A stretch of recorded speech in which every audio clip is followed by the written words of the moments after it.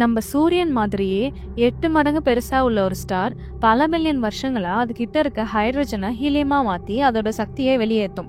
இப்படி வெளியேற்றுறதுனால அதுக்குள்ள இருக்க ஈர்ப்பு சக்தியை அதால பேலன்ஸ் பண்ண முடியும். ஆனா ஒரு நாள் அது கிட்ட இருக்க எல்லா ஹைட்ரஜனையும் வெளியேற்றினதுக்கு அப்புறம் அதோட ப்ரெஷரை வெளியேற்ற வழி இல்லாம அதோட கிராவிட்டியாலே அது அதிகமா பாதிக்கப்படும்.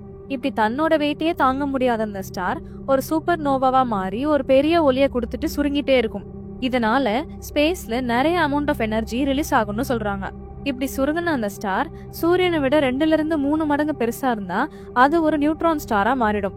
இதுவே 3 மடங்கை விட அதிகமா இருந்தா அப்போதான் அது பிளாக் ஹோலா மாறும். இன்னைக்கு நம்ம இந்த வீடியோல பார்க்க போறது பிளாக் ஹோலும் அதை சுத்தி இருக்க மர்மங்களையும் தான். ஹே காய்ஸ், நான் தான் Soumya and welcome to minute spark. இந்த பிளாக் ஹோல் கான்செப்ட் 1783ல ப்ரொபோஸ் பண்ணப்பட்டுச்சு. ஜான் மிச்சல்ன்ற ஒரு சயின்டிஸ்ட் ஒரு ஜேர்னல்ல டார்க் ஸ்டார்னு குறிப்பிட்டிருக்காரு. ஒரு பெரிய ஸ்டார் வெடிச்சு அதுல இருந்து வர ஈர்ப்பு சக்தியால ஒரு ஒளி உள்ள போனா கூட அதால வெளியே வர முடியாத அளவுக்கு பயங்கரமான ஒன்னா இருக்கும்னு சொல்றாரு. ஆனா அப்போ லைட்டுக்கு ஒரு அமௌண்ட் ஆஃப் வெயிட் இருக்குன்னு மக்கள் நம்பிட்டு இருந்தாங்க. அதனால இந்த தியரிய யாரும் பெருசா எடுத்துக்கல. பொதுவா பெரிய ஆளுங்க ஒரு விஷயம் சொன்னாதானே மக்கள் நம்புவாங்க. அது மாதிரி 1915ல ஐன்ஸ்டீன் ரிலேட்டிவிட்டியை வச்சு ஒரு தியரி சொல்றாரு. ஸ்பேஸ்ல ஒரு பொருள் ரொம்ப பெருசா வெயிட்டா இருந்தா அதை சுத்தி இருக்க ஸ்பேஸும் டைமும் அதுக்கேத்த மாதிரி வளையும். இது மேபி பிளாக் ஹோல்ஸ் இருக்கலான்ற கேள்வியை முன் வச்சுது. 1960ல Roger Penrose, Stephen Hawking, Subramanian சந்திரசேகர்னு நிறைய பிசிசிஸ்ட் ஒரு பெரிய ஆப்ஜெக்ட் சுருங்கும் போது அது ஒரு பிளாக் ஹோலா மாறும்னு சொல்றாங்க. இதுக்கு மேத்தமெட்டிக்கலா நிறைய ஈக்குவேஷன் சால்வ் பண்ணி ப்ரூவ் பண்றாங்க. அதுக்கப்புறம் தான் பிளாக் ஹோல்ன்ற கான்செப்ட் ரொம்பவே ஃபேமஸ் ஆக ஆரம்பிச்சது. இவ்வளோ பிரபலமான பிளாக் ஹோலை நம்ம போட்டோ எடுத்திருக்கோமான்னு கேட்டா இல்ல. 1783ல ஆரம்பிச்ச இந்த பிளாக் ஹோல் கான்செப்ட் 2019 வரைக்குமே தியரிட்டிக்கலா தான் இருந்துச்சு. April 10, 2019ல தான் பிளாக் ஹோலோட ஃபர்ஸ்ட் போட்டோவை எடுக்கிறாங்க. அவ்வளோ வேகமா பயணிக்கிற லைட்டாலேயே பிளாக் ஹோல்ல இருந்து தப்பிக்க முடியாது. லைட்டு கூட வெளியே வர முடியாம இருக்கிறதுனால தான் இதுக்கு பிளாக் ஹோல்னு பேர் வந்துச்சு. ஒரு சின்ன ஒளி கூட இல்லாத பிளாக் ஹோல் இருட்டா தானே இருக்கும். அப்புறம் எப்படி அதை போட்டோ எடுத்தாங்கன்னு யோசிச்சிங்கன்னா, பொதுவா ஸ்பேஸ்ல இருக்க எல்லா ஸ்டார்ஸும் ஒரு வகையான ரேடியோ சிக்னல்ஸை வெளியேற்றும். பிளாக் ஹோல்ல இருந்தும் ஒரு வகையான ரேடியோ சிக்னல் வெளியே வரும். உலகத்தோட பல்வேறு பகுதிகளில் 8 ரேடியோ வேவ் டெலஸ்கோப்பை பொருத்தி இந்த பிளாக் ஹோல்ல இருந்து வர ரேடியோ சிக்னலை கேப்சர் பண்ணி அதுக்கப்புறமா அதை ப்ராசஸ் பண்ணி தான் இந்த இமேஜை எடுத்தாங்க. இந்த 8 டெலஸ்கோப் வச்சு எடுத்ததுதான் ஈவன் ஹொரைசான் டெலஸ்கோப்னு சொல்றாங்க. இந்த பிளாக் ஹோலை சுத்தி இப்படி ரிங் லைட் இருக்கே, அதுதான் ஈவன் ஹொரைசான். பிளாக் ஹோலை சுத்தி இருக்க அந்த நட்சத்திரத்தோட ஒளியெல்லாம் அந்த பிளாக் ஹோலோட ஈர்ப்பு சக்தி அதை நோக்கி ஈர்க்கும். இப்படி ஈர்க்கப்படுற அந்த ஒளிலாம் பிளாக் ஹோலை வட்ட வடிவுல சுத்தி உள்ள போகும். இதுதான் அந்த ரிங் லைட். இப்படி 2019ல கேப்சர் பண்ண இந்த பிளாக் ஹோல் நம்ம பூமியில இருந்து 55 மில்லியன் லைட் இயர்ஸ் தள்ளி இருக்க மெஸ்ஸியர் 87ன்ற கேலக்சியோடையது. இதே மாதிரி May 12, 2022ல ஒரு பிளாக் ஹோலோட இமேஜை எடுக்கிறாங்க. ஆனா அது நம்ம கேலக்சில இருந்து. இத சகிட்டாரியஸ் ஏன்னு சொல்றாங்க. இது ஆல்ரெடி கேப்சர் பண்ண பிளாக் ஹோலை விடவும் சின்னது. ஆனா இத சுத்தி நிறைய ஸ்டார்ஸ் இருந்தாலும் அது இந்த பிளாக் ஹோலோட கிராவிட்டியால அதிகமா ஈர்க்கப்படல. இந்த பிளாக் ஹோல்ல இருந்து பெருசா எந்த ரேஸும் வெளியவும் வரல. ப்ராபப்ளி இந்த பிளாக் ஹோல் இப்போ ஆக்டிவா இல்லாம இருக்கலாம்.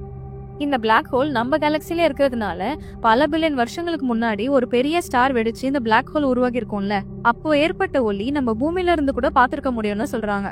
ஸ்டீஃபன் ஹாக்கிங்கோட ஹாக்கிங் ரேடியேஷன் தியரி படி ஒரு பிளாக் ஹோல் உருவாகி பல பில்லியன் வருஷங்கள் ஆனதுக்கு அப்புறம் அதோட புவியீர்ப்பு சக்தியை இழந்துடும். இப்படிதான் நம்ம கேலக்சில இருக்க இந்த பிளாக் ஹோல்னு ஒரு தியரி இருக்கு.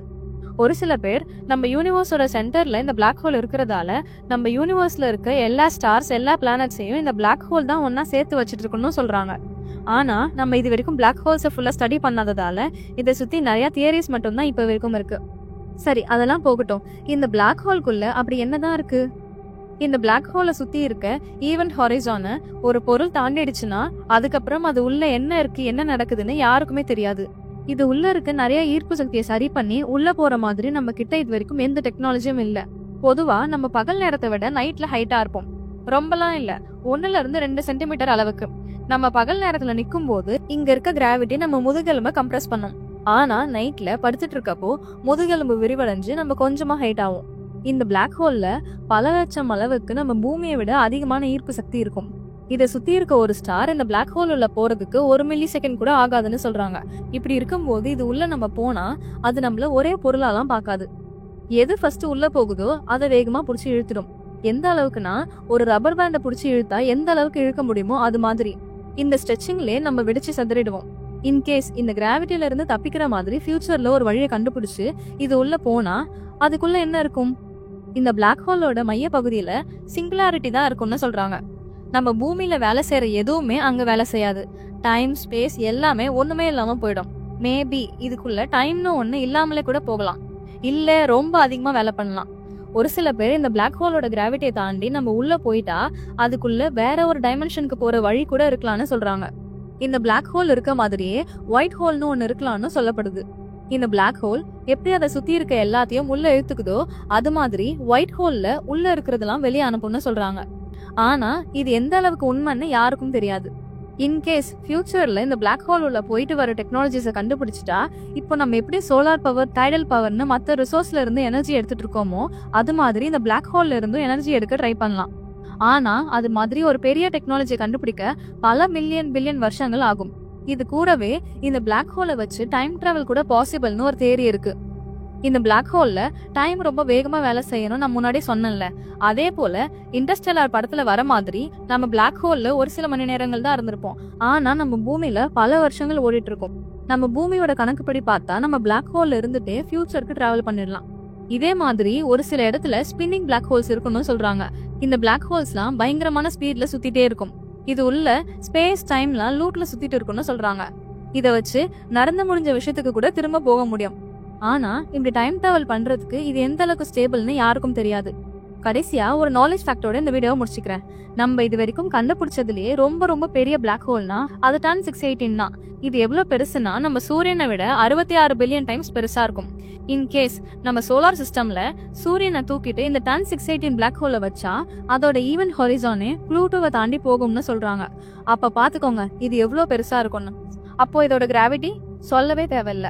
இது நம்ம பூமியில இருந்து 10.4 பில்லியன் லைட் இயர்ஸ் தள்ளி இருக்கு. இது மோஸ்ட்லி பிக் பேங் முடிஞ்சு 3 பில்லியன் வருஷங்கள்ல உருவாகி இருக்கலாம்னு சொல்றாங்க.